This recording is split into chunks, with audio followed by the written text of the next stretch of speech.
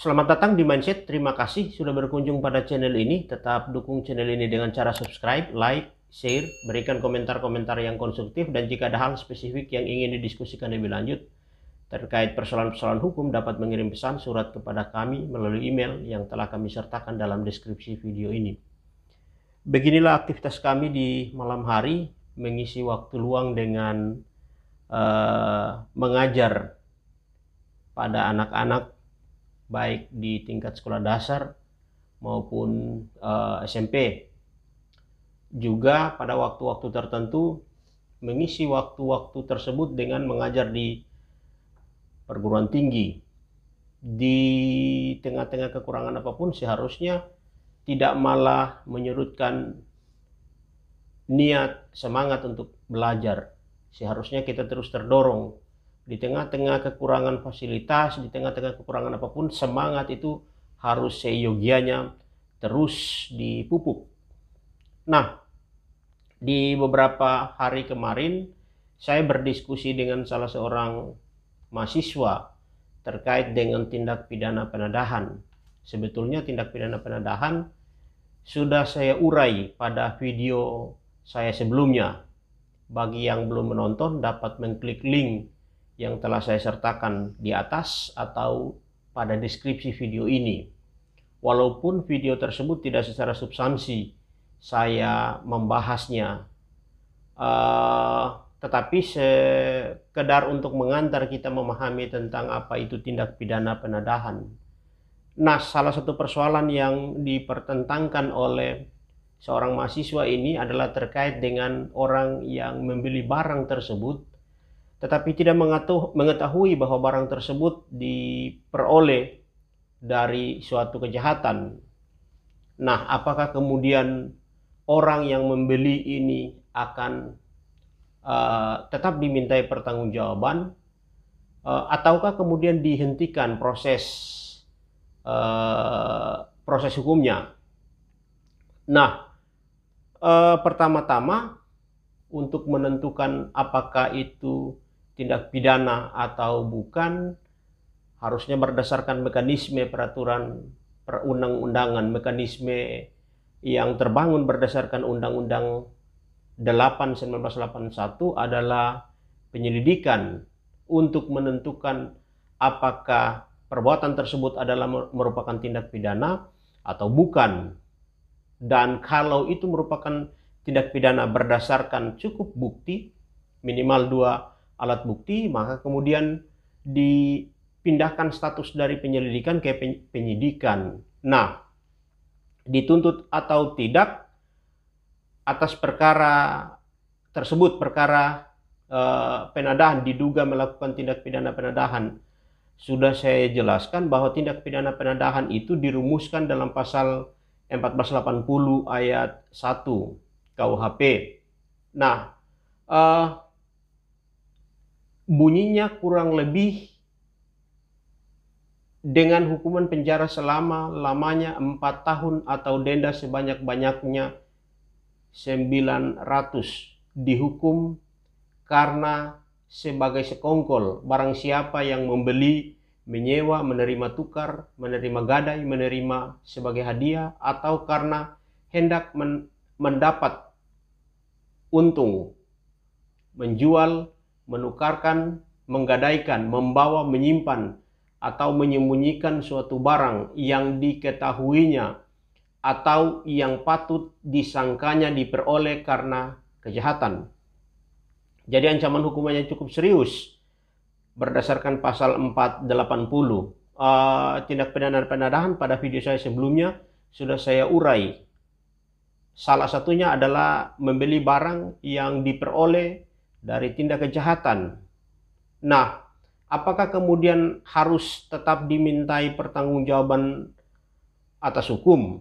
Tentunya ansihnya 480 ketika orang melakukan tindak pidana penadahan, maka setidaknya harus memenuhi unsur-unsur pokok dalam pasal 480.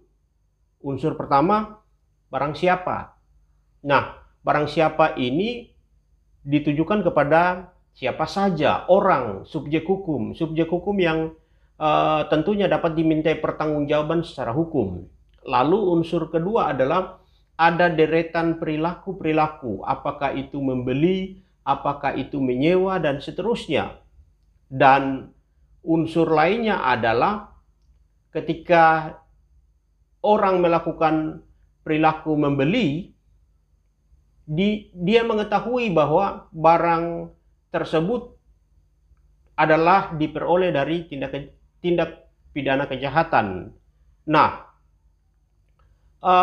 kalau unsur-unsur tersebut terpenuhi, tentunya seyogianya adalah ansih dia harus dimintai pertanggungjawaban secara hukum.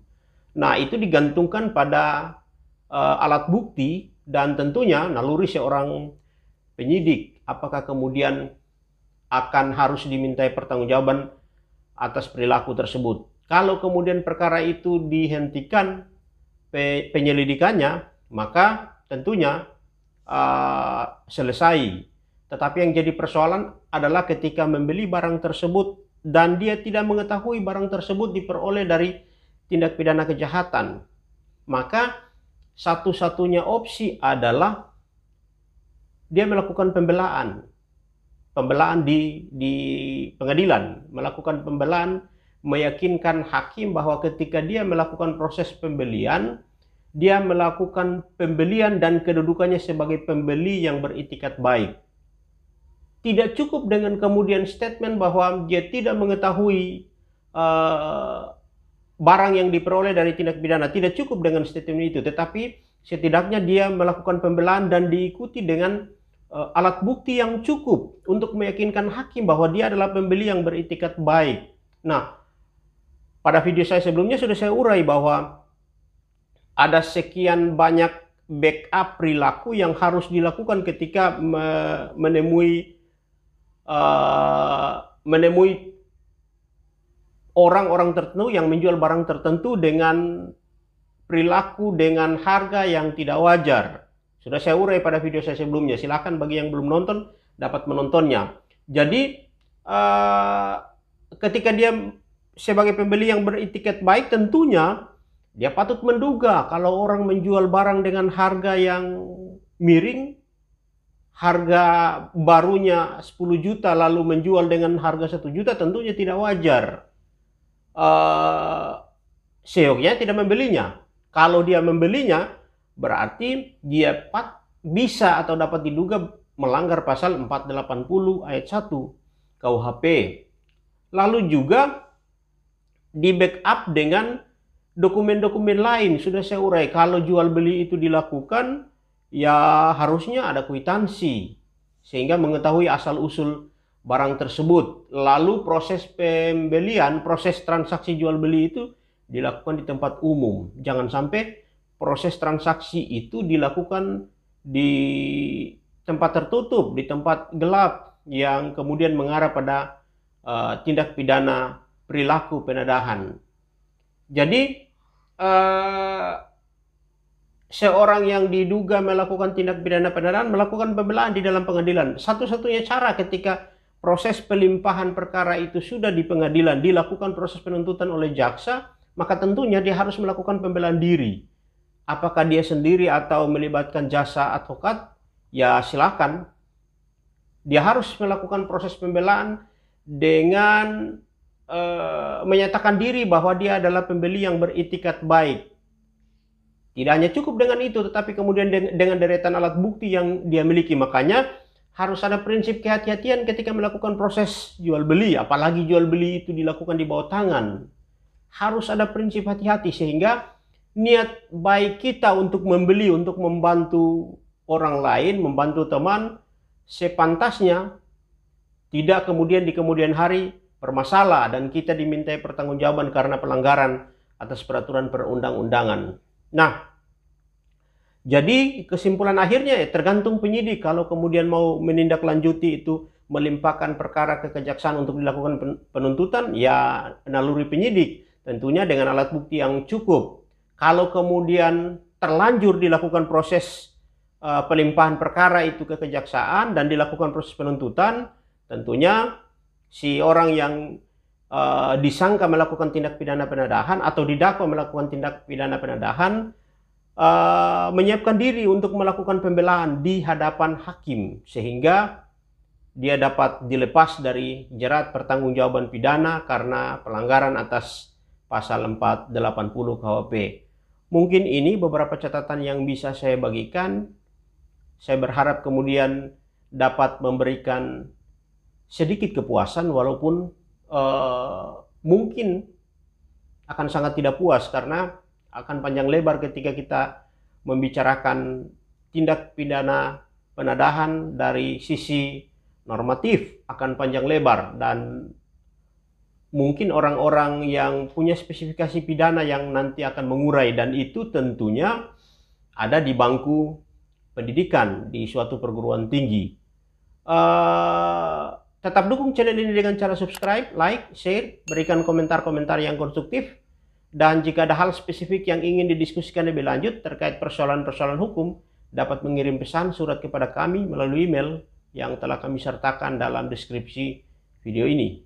Sekian dari saya, salam hormat.